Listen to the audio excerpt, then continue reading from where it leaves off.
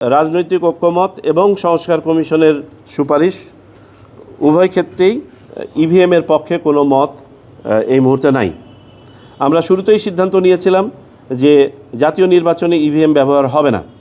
আজকে আমরা চূড়ান্তভাবে সিদ্ধান্ত নিয়েছি এটা কোনো স্থানীয় নির্বাচনেও ব্যবহার হবে না, অর্থাৎ এই ইভিএম সামনের কোনো নির্বাচনেই ব্যবহার হবে না। এমত অবস্থায় এই ইভিএম কীভাবে কি করতে হবে সেটার জন্য একটা কমিটি ফর্ম করতে বলা হয়েছে। ধর্ম পরিবর্তন করলে পারে অনেকে অনেক ঝামেলার মধ্যে পড়তেন, অনেকগুলো প্রক্রিয়া ছিল।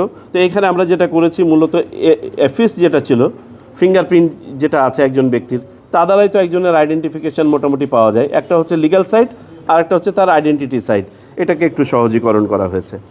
নেক্সট আছে ডিলিমিটেশনটা আমাদের ফাইনাল পর্যায়ে পৌঁছে গেছে, আজকে উপস্থাপনও করা হয়েছে।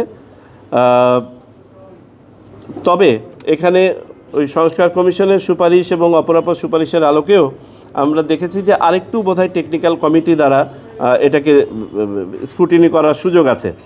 কারণটা বলি, সংস্কার কমিশনের প্রতিবেদনের মধ্যে ছিল যে বড় জেলাগুলোতে 10% ভেরিয়েশনের রাখা, প্লাস মাইনাস 10% মিনের থেকে। কিন্তু বাস্তবতাতে দেখা যাচ্ছে যেটা অনেক ক্ষেত্রেই সম্ভব হচ্ছে না। কেস ইন পয়েন্ট আপনাদেরকে বলি, যশোরে একটা কনস্টিটিউয়েন্সি আছে প্রায় 6 লাখ ভোটার, আর একটা কনস্টিটিউয়েন্সিতে আছে 3 লাখের চেয়ে কম ভোটার। কিন্তু দেখা যাচ্ছে 6 লাখের কনস্টিটিউয়েন্সি অনেক উপরে আর 3 লাখের কনস্টিটিউয়েন্সি একদম নিচে। মানে 3 লাখটাকে অ্যাডজাস্ট করতে হলে সবগুলোকে ভেঙে ভেঙে সাজাতে হবে। এটার একটা রেমিফিকেশন আছে, যে ওরিয়েন্টেশনের রেমিফিকেশন আছে। আর একটা রেমিফিকেশন হচ্ছে যে এইসব জায়গা থেকে কোনো পরিবর্তনের জন্য কোনো আবেদন হয়নি। 221টা কনস্টিটিউয়েন্সির ব্যাপারে কোনো ধরনের আবেদন হয়নি। তদুপরি এই যেখানে যেখানে অনেক বেশি ভেরিয়েশন আছে, এটাতে আর একটু কিছু করা যায় কিনা সেটার জন্য আমরা দেখতে বলেছি।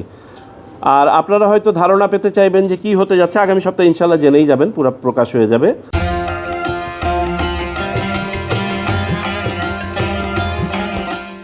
একটা ছিল যে ঢাকা শহরে যে আপনার আসন সংখ্যাগুলো বেড়েছিল সেগুলো কমবে কিনা, খুব বেশি কমবে না। তার বাস্তবতা হচ্ছে ঢাকা শহরে জনসংখ্যা বেড়েছে ব্যাপক হারে এবং ভোটার সংখ্যাও বেড়েছে ব্যাপক হারে এই লাস্ট 17 বছরে। আমাদের ন্যাশনাল অ্যাভারেজ হচ্ছে ভোটারের এই মুহূর্তে 4,18,000 থেকে 4,22,000। আমি বারবার ভোটার সংখ্যা বলছি, একটা কারণ আছে।